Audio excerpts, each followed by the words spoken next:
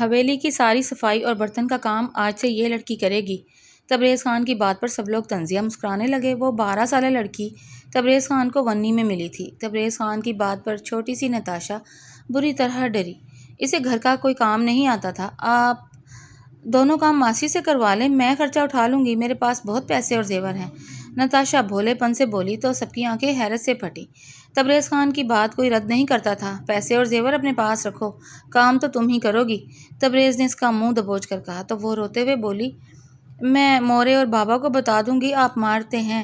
اس کی بات پر تبریز خان کو جھٹکا لگا۔ چھوڑیں اسے، تبریز 12 سال کی تو ہے، کیا جانے ونی اور دشمنی کو۔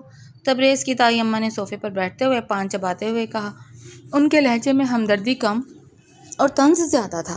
لیکن ہاں، کام تو اسے کرنا ہی پڑے گا، ہمارے ہاں مفت کی روٹیاں توڑنے کا رواج نہیں۔ تبریز نے نتاشا کو جھٹکے سے پیچھے دھکیلا۔ نتاشا لڑکھڑا کر فرش پر بیٹھ گئی۔ اس نے جلدی سے اپنے آنسو پونچھے اور ڈری ہوئی نظروں سے کمرے میں موجود باقی لوگوں کو دیکھا۔ سب کے چہروں پر ایک عجیب سی بے حسی تھی۔ آج سے یہ نوکرانیوں والے کوارٹر میں سوئے گی۔ تبریز نے سرد لہجے میں حکم دیا اور تائی اماں کی طرف دیکھا۔ تائی اماں، شام کا کھانا یہی بنائے گی اور اگر نمک مرچ بھی اوپر نیچے ہوا تو سزا آپ طے کریں گی۔ میں نے کہا نا، میرے پاس بہت پیسے ہیں، میں ماسی کو دے دوں گی۔ نتاشا نے معصومیت سے دوبارہ اپنی بات دہرائی۔ اسے لگ رہا تھا کہ شاید اس کے پیسوں کی بات سن کر یہ لوگ اسے چھوڑ دیں گے۔ میری موری کہتی تھی کہ پیسوں سے سب کام ہو جاتے ہیں، آپ مجھے اپنے گھر جانے دیں، میں بابا سے کہہ کر آپ کو بہت ساری گاڑیاں بھی دلوا دوں گی۔ اس کی اس بات پر کمرے میں موجود تبریز کی کزن عالیہ زور سے ہنس پڑی۔ ارے او لڑکی، اپنے یہ پیسے اور گاڑیاں اپنے پاس رکھ۔ یہاں تبریز خان کے پاس تجھ جیسے خاندانوں کو خریدنے کی دولت ہے۔ تو یہاں کوئی نوکری کرنے نہیں آئی، اپنے بھائی کے گداؤں کا بدل بن کر آئی ہے۔ بھائی؟ نتاشا نے حیرت سے پوچھا۔ شاہ زیب بھائی نے کیا کیا ہے؟ وہ تو مجھے بہت پیار کرتے ہیں، وہ میرے لیے گڑیا لینے گئے ہیں۔ شاہ زیب نے ہمارے چچا کا خون کیا ہے۔ تبریز خان کی آواز پورے ہال میں گونجی۔ اس کا چہرہ غصے سے سرخ ہو گیا۔ اور اس خون کے بدلے میں تم یہاں آئی ہو؟ اب تمہاری زندگی اس حویلی کی 4 دیواری میں پسے گی۔ چلو اٹھو یہاں سے اور کچن کا رخ کرو۔ نتاشا سہم کر کھڑی ہو گئی۔ اسے خون اور بدل جیسے لفظوں کی سمجھ نہیں آ رہی تھی، لیکن اتنا ضرور معلوم ہو گیا تھا کہ یہ لوگ بہت ظالم ہیں۔ وہ روتی ہوئی کچن کی طرف بھاگی۔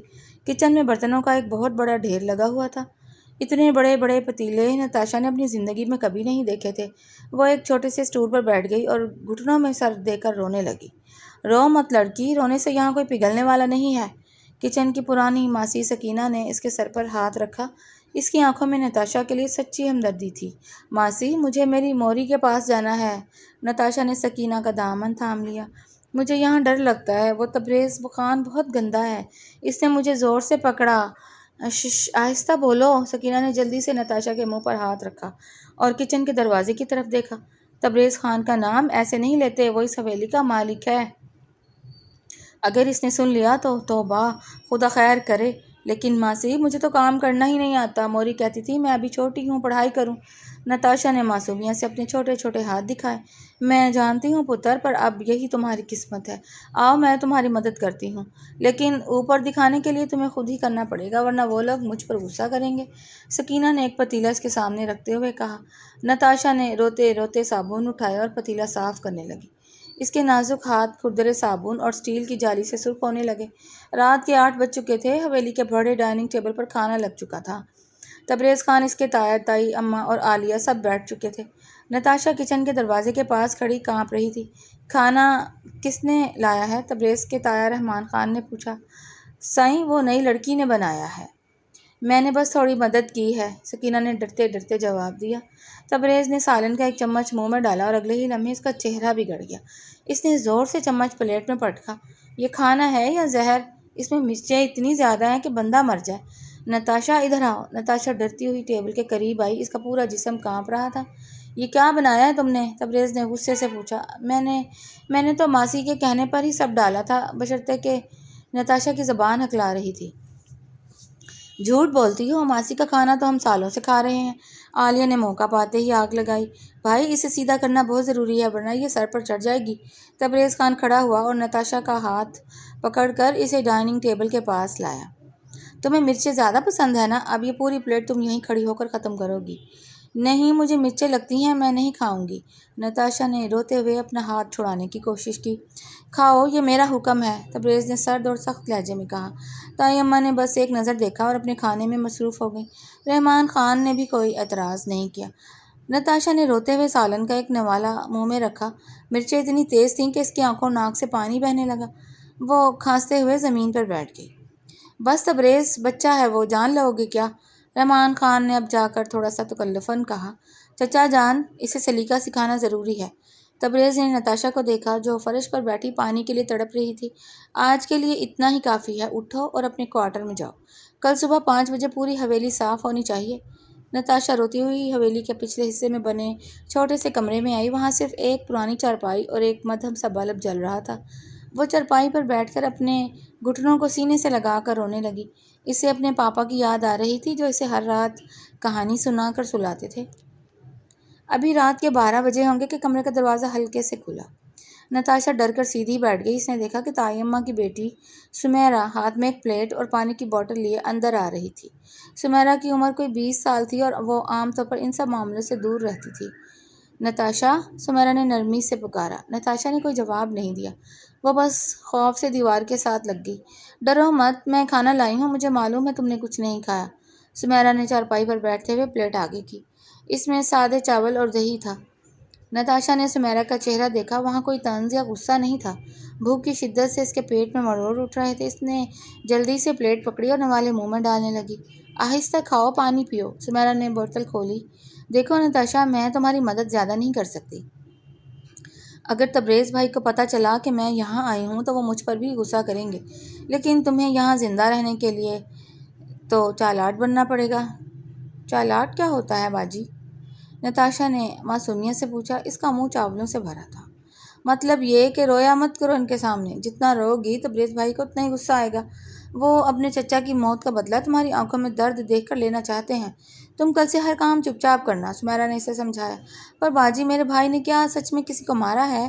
نتاشا کی آنکھوں میں دوبارہ آنسو آ گئے۔ وہ تو چڑیوں کو بھی نہیں مارتے تھے۔ سمیرا نے ایک ٹھنڈی آہ بھری۔ بڑوں کی دشمنیاں ایسی ہی ہوتی ہیں نتاشا، اب تم بس اپنا خیال رکھو۔ میں جا رہی ہوں، یہ برتن میں صبح لے لوں گی۔ سمیرا چلی گئی اور نتاشا کمرے میں دوبارہ اکیلی ہو گئی۔ اس نے سمیرا کی بات پر غور کیا اور اپنے چھوٹے سے دماغ میں ایک فیصلہ کیا کہ وہ اب نہیں روئے گی۔ اگلی صبح نتاشا 5 بجے ہی اٹھ گئی۔ اس نے ماسی سکینہ سے جھاڑو لیا اور حویلی کے بڑے صحن کی صفائی شروع کر دی۔ صحن اتنا بڑا تھا کہ جھاڑو دیتے دیتے اس کی کمر میں درد ہونے لگا۔ تبریز خان اپنے کمرے کی بالکنی میں کھڑا چائے پی رہا تھا اور نیچے نتاشا کو کام کرتے ہوئے دیکھ رہا تھا۔ اس کے چہرے پر ایک عجیب سی تسکین تھی، جیسے اسے اپنا بدلہ پورا ہوتا ہوا دکھائی دے رہا ہو۔ وہ نیچے آیا اور نتاشا کے پاس رک گیا۔ صفائی ٹھیک سے ہونی چاہیے، اگر ایک بھی تنکا بھی ملا تو اچھا نہیں ہوگا۔ نتاشا نے جھاڑو روکا، تبریز کی طرف دیکھا۔ اس بار اس کی آنکھوں میں آنسو نہیں تھے بلکہ ایک عجیب سی خاموشی تھی۔ صاف ہو جائے گا خان صاحب۔ تبریز اس کے اس بدلے ہوئے لہجے پر تھوڑا سا چونکا لیکن کچھ کہے بغیر آگے بڑھ گیا۔ دوپہر کے وقت حویلی کے باہر اچانک گاڑیوں کے ہارن بجنے لگے۔ رحمان خان اور تبریز جلدی سے باہر نکلے۔ نتاشا بھی کچن کی کھڑکی سے دیکھنے لگی۔ باہر پولیس کی 2 گاڑیاں کھڑی تھیں اور ان کے ساتھ نتاشا کے بابا، ملک امجد اور چند دوسرے لوگ اترے۔ ملک امجد کے چہرے پر پریشانی اور غصے کے ملے جلے تاثرات تھے۔ انہوں نے جیسے ہی تبریز کو دیکھا وہ آگے بڑھے۔ تبریز خان، میری بیٹی کہاں ہے؟ ملک امجد کی آواز حویلی کے در و دیوار سے ٹکرائی۔ تم لوگ اسے یہاں زبردستی لے کر آئے ہو؟ قانون نام کی بھی کوئی چیز ہے اس ملک میں؟ تبریز خان کے چہرے پر ایک زہر آلود مسکراہٹ تھی۔ ملک صاحب، قانون کی بات آپ کے منہ سے اچھی نہیں لگتی۔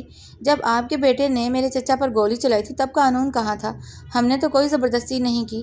آپ کے خاندان کے بڑوں نے خود فیصلہ کیا تھا کہ خون کا بدلہ ونی سے ہوگا، اور نتاشا اب ہماری امانت ہے، وہ 12 سال کی بچی ہے۔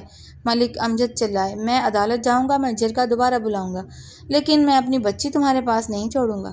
جائیے، جہاں جانا ہے جائیے، تبریز نے سرد لہجے میں کہا۔ لیکن اب وہ اس حویلی کی عزت بھی ہے اور قیدی بھی۔ اسے واپس لے جانا اب آپ کے بس کی بات نہیں۔ اسی وقت نتاشا کچن سے نکل کر صحن کی طرف بھاگی۔ بابا، اس نے زور سے آواز دی۔ ملک امجد نے اپنی بیٹی کو دیکھا تو ان کی آنکھوں میں آنسو آ گئے۔ وہ اس کی طرف بڑھے، لیکن تبریز کے مسلح گارڈز نے ان کا راستہ روک لیا۔ بابا، مجھے لے جائیں یہاں سے۔ نتاشا نے روتے ہوئے اپنے پاپا کی طرف ہاتھ پھیلائے۔ ملک امجد نے اپنی جیب سے ایک کاغذ نکالا اور تبریز کے سامنے لہرایا۔ تبریز خان، یہ دیکھو، یہ اس شہر کے سب سے بڑے جج کا آرڈر ہے۔ تم ایک نابالغ بچی کو اس طرح نہیں رکھ سکتے۔ اگر تم نے اسے اب نہ چھوڑا تو تمہاری پوری حویلی جیل بن جائے گی۔ یہ سن کر تبریز خان کے چہرے کا رنگ اڑ گیا۔ رحمان خان نے جلدی سے وہ کاغذ تبریز کے ہاتھ سے لے کر پڑھا۔ کاغذ پر کچھ ایسا لکھا تھا جس نے خاندان کے پیروں تلے سے زمین نکال دی تھی۔ تبریز، یہ تو واقعی کورٹ کا آرڈر ہے اور ساتھ میں چائلڈ پروٹیکشن بیورو والے بھی کھڑے ہیں۔ اگر ہم نے زبردستی کی تو پولیس ہمیں اندر کر دے گی۔ تبریز نے غصے سے کاغذ جھپٹا اور خود پڑھا۔ اس کے جبڑے بھیج گئے تھے۔ اس نے ملک امجد کو دیکھا جو اپنی بیٹی کو گلے سے لگائے کھڑے تھے۔ نتاشا ان کے سینے سے لگ کر زار و قطار رو رہی تھی۔ ملک صاحب، آپ کو کیا لگتا ہے یہ کاغذ کا ٹکڑا آپ کی بیٹی کو ہمیشہ بچا کر رکھے گا؟ تبریز نے کڑکدار آواز میں کہا۔ دشمنی ختم نہیں ہوئی۔ شاہ زیب نے جو کیا ہے اس کا حساب تو دینا ہی پڑے گا۔ میری بیٹی معصوم ہے تبریز خان۔ گناہ شاہ زیب نے کیا تھا وہ پولیس کی حراست میں ہے۔ قانون اسے سزا دے گا۔ میں اپنی 12 سال کی بچی کو تمہاری حویلی کی قربان گاہ پر نہیں چھوڑ سکتا۔ ملک امجد نے نتاشا کا ہاتھ مضبوطی سے پکڑا۔ چلو بیٹا، ٹھہریں۔ تبریز آگے بڑھا، لیکن چائلڈ پروٹیکشن آفیسر اور پولیس انسپکٹر نے قدم آگے بڑھا دیے۔ خان صاحب، قانون کو ہاتھ میں مت لیں۔ بچی نابالغ ہے، آپ اسے بنی بنا کر یہاں نہیں رکھ سکتے۔ اسی میں بھلائی ہے کہ اسے جانے دیں، ورنہ ہائی کورٹ کی توہین کا پرچہ کٹے گا آپ پر۔ انسپکٹر نے صاف الفاظ میں کہا۔ تبریز خان نے گہرا سانس لیا۔ اس کی آنکھیں غصے سے سرخ ہو رہی تھیں لیکن وہ بے بس تھا۔ ٹھیک ہے، لے جائیں اسے، لیکن یاد رکھنا ملک امجد، یہ کہانی یہاں ختم نہیں ہوئی۔ تمہاری دہلیز پر تماشا نہ لگایا تو میرا نام بھی تبریز خان نہیں۔ نتاشا نے جاتے جاتے ایک بار پیچھے مڑ کر دیکھا۔ حویلی کا وہ بڑا دروازہ اس کے سامنے بند ہو رہا تھا، لیکن اس کے معصوم دل پر جو خوف بیٹھ گیا تھا وہ ابھی ختم نہیں ہوا تھا۔ ملک امجد اپنی بیٹی کو لے کر واپس اپنے گھر پہنچے۔ گھر پہنچتے ہی نتاشا کی ماں موری دوڑی ہوئی آئیں اور اسے گلے سے لگا لیا۔ دونوں ماں بیٹی کمرے میں بیٹھ کر دیر تک روتی رہیں۔ امجد صاحب، اب کیا ہوگا؟ شاہ زیب تو جیل میں ہے اور خاندان والے ہمیں کبھی معاف نہیں کریں گے، موری نے روتے ہوئے پوچھا۔ میں نتاشا کو یہاں نہیں رکھوں گا، ملک امجد نے صوفے پر بیٹھتے ہوئے کہا۔ لاہور میں میرے دوست ہیں، میں نتاشا کو کل ہی وہاں اپنے بھائی کے گھر بھیج رہا ہوں۔ وہاں یہ محفوظ بھی رہے گی اور اپنی پڑھائی بھی پوری کرے گی۔ نتاشا جو پاس ہی بیٹھی تھی، اس نے اپنے بابا کا ہاتھ پکڑا۔ بابا، کیا وہ خان صاحب وہاں بھی آ جائیں گے؟ وہ بہت گندے ہیں، انہوں نے مجھے مرچوں والا سالن زبردستی کھلایا۔ ملک امجد کی آنکھوں میں آنسو آ گئے۔ انہوں نے نتاشا کا سر چوما۔ نہیں میری جان، وہاں کوئی نہیں آئے گا۔ تم بس اب اپنی پڑھائی پر دھیان دینا۔ تم بڑی ہو کر کچھ بنو گی تو کوئی تمہاری زندگی کا فیصلہ ایسے نہیں کر سکے گا۔ نتاشا نے دل میں عہد کر لیا کہ وہ اب خوب پڑھے گی تاکہ کبھی دوبارہ کسی تبریز خان کے سامنے اسے بے بس نہ ہونا پڑے۔ 6 سال گزر گئے۔ لاہور کے ایک معروف کالج کے ہال میں تالیاں گونج رہی تھیں۔ نتاشا جو اب 18 سال کی ایک پروقار لڑکی بن چکی تھی، اسٹیج پر کھڑی تھی۔ اس نے انٹر کے امتحانات میں پورے بورڈ میں پوزیشن حاصل کی تھی۔ میں اپنی یہ کامیابی اپنے والدین کے نام کرتی ہوں، جنہوں نے ایک جاہلانہ رسم کے سامنے گھٹنے ٹیکنے کے بجائے مجھے پڑھایا۔ نتاشا نے مائک پر کہا تو ہال ایک بار پھر تالیوں سے گونج اٹھا۔ ملک امجد اور ان کی بیگم ہال میں بیٹھے فخر سے آنسو پوچھ رہے تھے۔ تقریب ختم ہوئی تو نتاشا اپنے والدین کے پاس آئی۔ مبارک ہو پتر، تم نے ہمارا سر اونچا کر دیا۔ ملک امجد نے اس کے سر پر ہاتھ رکھا۔ بابا، یہ تو بس شروعات ہے۔ میں نے لاء کا امتحان پاس کرنا ہے اور جج بننا ہے۔ میں چاہتی ہوں کہ کسی اور لڑکی کو بھرنی نہ بننا پڑے۔ نتاشا کی آواز میں اب وہ پرانا خوف نہیں بلکہ پختہ عزم تھا۔ اللہ تمہیں کامیاب کرے بیٹا، چلو اب گھر چلیں، سب تمہارا انتظار کر رہے ہیں، موری نے مسکرا کر کہا۔ دوسری طرف ان 6 سالوں میں تبریز دشمنیوں اور اراضی کے جھگڑوں نے خاندان کو کورٹ کچہری کے چکروں میں ڈال دیا تھا۔ تبریز کا زیادہ تر وقت اب وکیلوں کے پاس گزرتا تھا۔ ایک دن تبریز اپنے وکیل سلیم چودھری کے آفس میں بیٹھا تھا۔ دیکھو تبریز خان، تمہارا یہ کیس بہت کمزور ہے۔ دوسری پارٹی نے سپریم کورٹ تک اپیل کر دی ہے۔ اگر ہمیں کوئی اچھا اور نڈر وکیل نہ ملا تو تمہاری آدھی زمینیں ہاتھ سے نکل جائیں گی۔ وکیل نے فائلیں دیکھتے ہوئے کہا۔ چودھری صاحب، پیسے کی پرواہ نہیں ہے مجھے، بس کیس جیتنا ہے۔ شہر کا سب سے بڑا وکیل ہائر کریں۔ تبریز نے بے چینی سے سگریٹ سلگاتے ہوئے کہا۔ ایک نئی لاء فرم آئی ہے شہر میں، الائنس لیگل، وہاں کی ایک جونیئر پارٹنر ہے نتاشا امجد۔ وہ آج کل ایسے اراضی کے کیسز بہت صفائی سے لڑ رہی ہیں اور سنا ہے وہ کسی سے ڈرتی بھی نہیں ہیں۔ اگر وہ تمہارا کیس لے لیں تو بات بن سکتی ہے، وکیل نے مشورہ دیا۔ تبریز خان کا ہاتھ سگریٹ منہ تک لے جاتے ہوئے رک گیا۔ کیا نام بتایا آپ نے؟ نتاشا امجد؟ ہاں، ملک امجد کی بیٹی ہیں۔ کیوں، تم انہیں جانتے ہو کیا؟ وکیل نے حیرت سے پوچھا۔ تبریز کے ذہن میں 6 سال پرانا وہ منظر گھوم گیا جب ایک 12 سال کی معصوم لڑکی اس کے سامنے فرش پر بیٹھی پانی کے لیے تڑپ رہی تھی۔ اس نے کبھی سوچا بھی نہیں تھا کہ وہ نام دوبارہ اس کے سامنے اس طرح آئے گا۔ نہیں، بس نام سنا ہوا لگتا ہے۔ آپ ان سے اپائنٹمنٹ لیں، میں خود ملوں گا ان سے، تبریز نے سنجیدگی سے کہا۔ اس کے دل میں ایک عجیب سی ہلچل مچ گئی تھی۔ اگلے دن تبریز خان الائنس لیگل کے بڑے اور جدید آفس میں داخل ہوا۔ اسے ایک کانفرنس روم میں بٹھایا گیا جہاں کچھ ہی دیر میں دروازہ کھلا اور نتاشا اندر داخل ہوئی۔ نتاشا نے بلیک کوٹ پہنا ہوا تھا، بال سلیقے سے بندھے ہوئے تھے اور اس کے چہرے پر ایک عجیب سا اعتماد تھا۔ تبریز اسے دیکھ کر اپنی کرسی سے کھڑا ہو گیا۔ تشریف رکھیے مسٹر تبریز خان، نتاشا نے بہت پیشہ ورانہ لہجے میں کہا اور اپنی فائل ٹیبل پر رکھ کر خود اس کے سامنے بیٹھ گئی۔ تبریز اسے دیکھتا رہ گیا۔ نتاشا، تم؟ مس نتاشا یا ایڈوکیٹ نتاشا؟ نتاشا نے اسے ٹوکا۔ اس کی آواز میں کوئی غصہ نہیں تھا، بس ایک سرد دباؤ تھا۔ یہ میرا آفس ہے اور یہاں ہم صرف کیس کی بات کرتے ہیں۔ آپ کا کیس میں نے دیکھا ہے، آپ کے چچا کی زمین کے کاغذات میں کچھ گڑبڑ ہے۔ تبریز خان، جو کبھی حویلی میں دھونس سماتا تھا، اس وقت اس لڑکی کے سامنے خود کو بہت چھوٹا محسوس کر رہا تھا۔ نتاشا، مجھے اندازہ نہیں تھا کہ تم… میں نے کہا نا خان صاحب، پرانی باتیں گھر چھوڑ کر آیا کریں، یہاں صرف قانون کی بات ہوگی، نتاشا نے سیدھا اس کی آنکھوں میں دیکھ کر کہا۔ اگر آپ چاہتے ہیں کہ میں آپ کا کیس لڑوں تو آپ کو میرے طریقے سے چلنا ہوگا اور عدالت میں سچ بولنا ہوگا۔ تم میرا کیس لڑو گی؟ تبریز نے حیرت سے پوچھا۔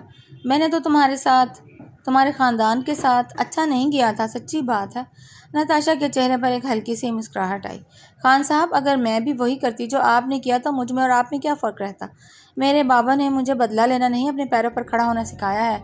قانون سب کے لیے برابر ہے، چاہے وہ آپ ہوں یا کوئی اور۔ تبریز خان خاموش ہو گیا۔ اس کے اندر کا غرور جیسے ایک پل میں ٹوٹ کر بکھر گیا تھا۔ اسے سمجھ آ گئی تھی کہ طاقت بندوق یا زبردستی میں نہیں بلکہ علم اور سچائی میں ہوتی ہے۔ مجھے آپ کی ہر شرط منظور ہے ایڈوکیٹ صاحبہ، تبریز نے دھیمی آواز میں کہا۔ تبریز خان کے کیس کی سماعت شروع ہوئی تو نتاشا نے عدالت میں اتنے ٹھوس ثبوت اور جاندار دلائل پیش کیے کہ مخالفین کے پاس کوئی جواب نہ رہا۔ 3 مہینوں کی سخت قانونی لڑائی کے بعد نتاشا نے وہ کیس جیت لیا اور تبریز خان کی آبائی زمینیں واگزار کروا لیں۔ عدالت کے باہر میڈیا کے کیمرے چمک رہے تھے۔ تبریز خان ہال سے باہر نکلا تو اس کے چہرے پر جیت کی خوشی سے زیادہ ایک ندامت اور شکر گزاری کا احساس تھا۔ وہ سیدھا نتاشا کے پاس آیا جو اپنے اسسٹنٹ سے فائلیں پکڑ رہی تھی۔ ایڈوکیٹ نتاشا، تبریز نے دھیمی اور سنجیدہ آواز میں پکارا۔ نتاشا مڑی اور رسمی طور پر مسکرائی۔ مبارک ہو خان صاحب، آپ کیس جیت گئے ہیں، اب آپ کی زمینیں محفوظ ہیں۔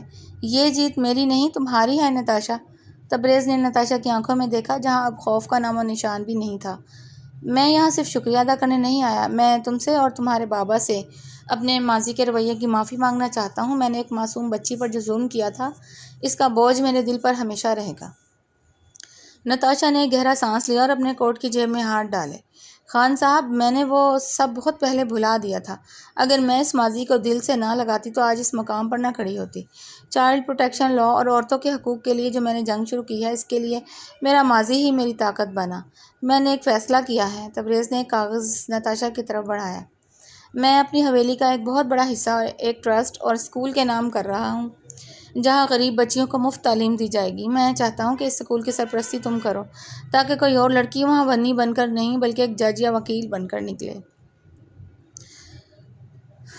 نتاشا نے وہ کاغذ دیکھا تو اس کی آنکھیں چمک اٹھیں۔